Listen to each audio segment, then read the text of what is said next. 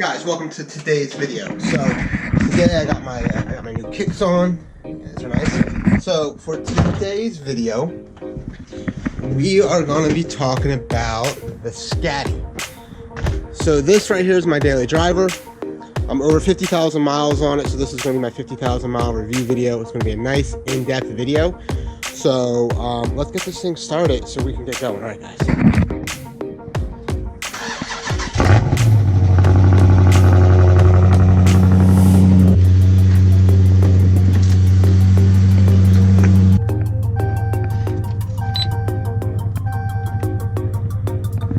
So let's get my heated seats on. Oh, they're already on. Very good. So as you can tell, it's snowing out, but whatever. We'll get into that in a second. So let's take this thing in reverse and get out of here.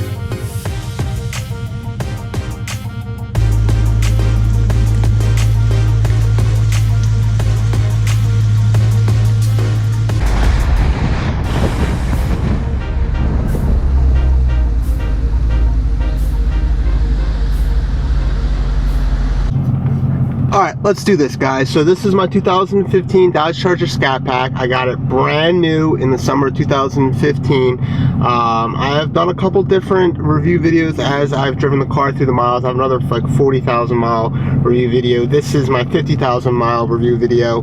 I'm actually at 52,500 miles. But this is my official 50,000 mile review video, kind of going over how the car's been holding up, what it's been like to own the car. So let's dive into it. So I feel as though that, to give you a little background on me, so you have an idea of what the kind of owner I am for this vehicle, if you're interested in this kind of car, the Scat Pack 392 Daytona or the SRT, very similar model, same transmission, same engine, couple differences in brake, suspension, and those sort of things. So I'm your standard driver. This is my daily driver. That's why I'm like, you know what, I'm gonna go ahead and take it out today, even though there's snow everywhere, because you know, if it's snowing and I'm stuck in it, I'm taking it out. Like, it is my daily driver. So you know, I track this car, I drive it spiritedly, you know, your burnouts, some donuts, some fun things that I've done in this car. So I definitely feel like I'm your average owner. The car, I'll kind of get into the maintenance of the car. It does go to Dodge for all synthetic oil changes. I am capable of doing my own oil change. It's not that hard in this car, but I choose to do that because I ended up purchasing the lifetime warranty that Dodge offers. I was a little hesitant at first about the warranty. I'll give you a little background info on it. But after talking to some friends that actually work for Dodge, it's actually apparently a really good warranty. It's called CareMax, I believe. I wanted to go ahead and make that investment, being this is like Dodge's first 8-speed in this car, and you know, I don't want to have to be dealing with some 8-speed after it goes, because I tend to put a lot of miles on cars. So I went ahead and did that, and I said, you know what, I want to make sure they do all the oil changes. God forbid there's ever an issue with anything major, I don't want them, like, you know, trying to wiggle their way out of some warranty work. So you know, and you'd be surprised how that can happen. Quick story, my girlfriend's WRX, brand new 2016 WRX, just had a warranty. They just decided not to do warranty work for burning up the ECU on her car, because they said that when the battery died, it was jumped improperly. And I know the people that jumped it, I know that wasn't the case. So you do got to be careful with these warranty jobs. But back to this car. So I've, you know, a spirited driver. I track it. I ran it so far as good as a 12.4. I think at 113. I have a video on that if you want to check it out. I'll probably post all the other videos in the description. But this car is a 4-door sedan with heated seats, air conditioning, heated steering wheels. It will run a mid-12, starting under $40,000. I think the Scat Pack's still under $40,000, which is the bargain out of all the cars. But it's around the same price as the Daytona, the regular Daytona with the 5.7 liter. So I think this is the bargain car. We'll get into how the paint's been holding up, how the interior's been holding up. Once I kind of get to my destination, we can talk about that a little bit. So far I've been through like 5 sets of tires, which I guess isn't terrible from averaging. I guess that's averaging roughly 10,000 miles a set of tires. The new set's an all-season set that I just got. I'll be doing another video on that so you guys can see how much it costs to do tires, but the short of it is I got in there. I got everything under $1,000 for some 275 section tires, which is actually wider than what the car comes with, which is one of my complaints. The car comes with a 245. I have done all your stereotypical tires to this car. I've done the Pirelli 275s that come with the Hellcat or SRT models. I've even done the Atturo tires, which are really popular for this car. I've even went as crazy as putting 315s on the back. Those are no longer on the car for reasons I've already mentioned previously. I've gotten a lot of slack, actually. That's a great video. I'm gonna check it out, about putting 315s on the car. I never ever recommend anything like that. I'm not a tire expert, but I did the video so you can guys see what it's like, and you can make the decision if you think you want to go ahead and put some 315s on some stock rims.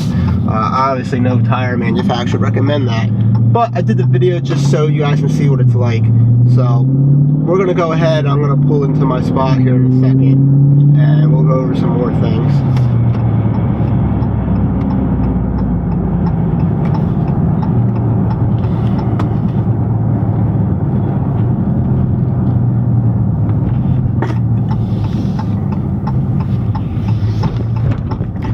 Oh boy, more snow. Ooh, at the speed bump. I didn't realize that. It's a legit speed bump.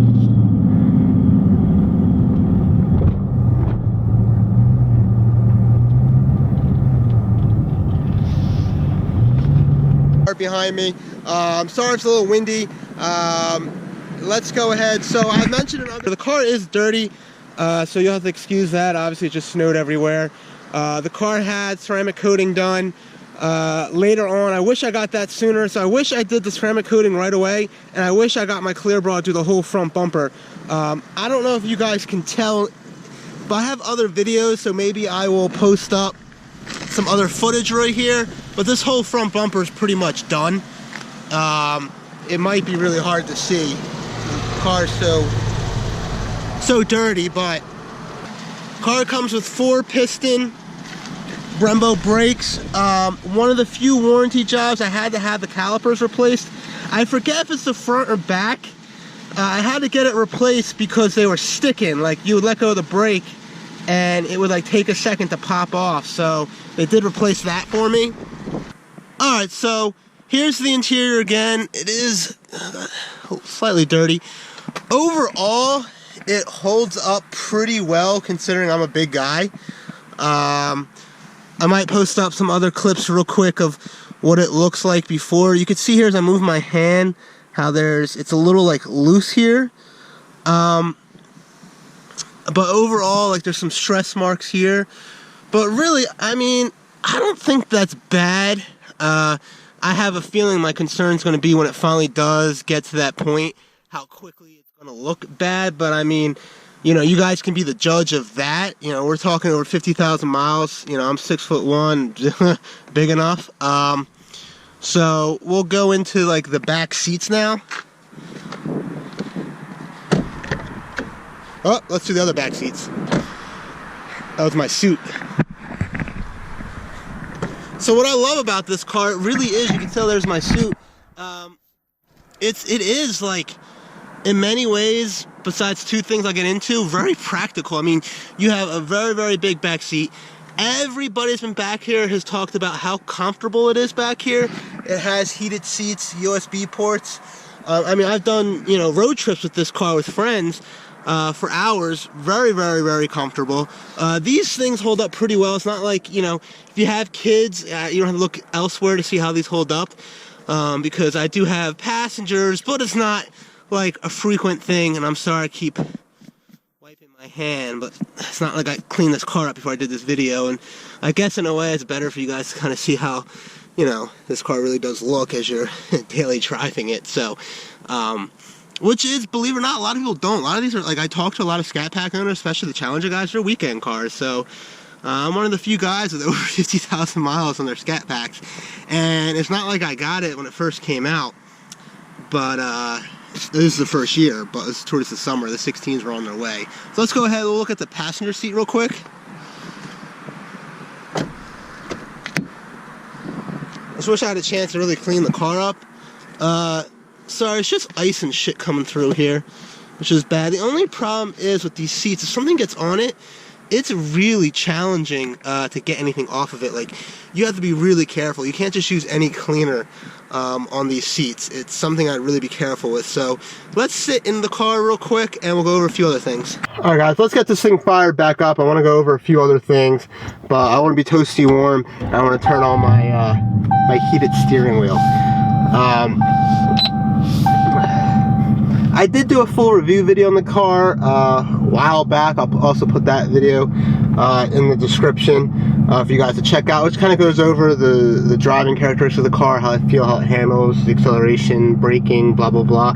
This video is going to be more about you know, how the car's been holding up for, you know, X amount of miles. The only thing I want to mention, which it's not doing right now, and I swear to God, it's like any car I've ever owned, when it has like this cork issue, it never happens when you need to show it. It just happens when nobody else is around.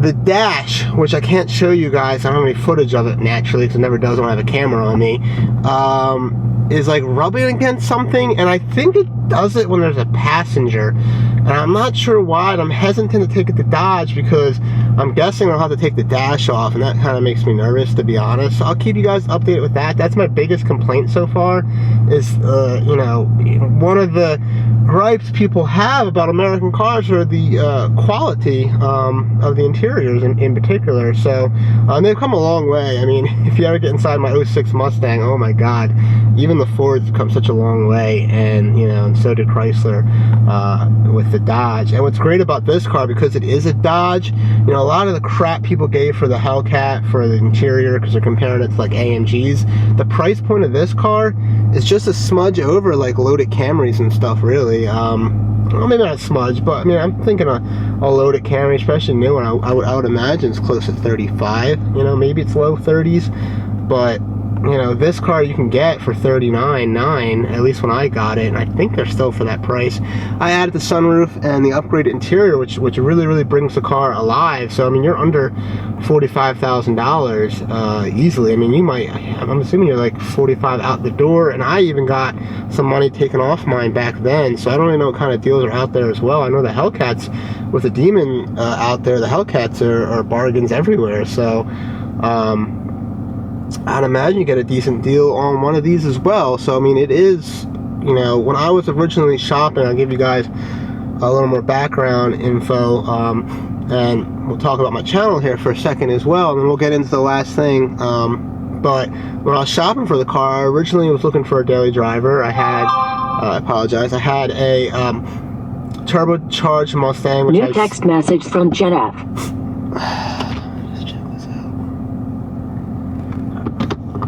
So I kind of want to get into a little bit why I got this car. We kind of talked about, you know, it's I had it for over 50,000 miles. I've had so much fun with it. I've tracked it, you know, I drive the car pretty spiritedly too, and it's definitely held up. We went over the dash, which is pissing me off. You've kind of seen how the interior is doing decent. So I kind of want to, you know, talk about, you know, the car's value and kind of how I ended up with the Scat Pack real quick. You know, at the time I had my turbocharged Mustang 3-valve 06.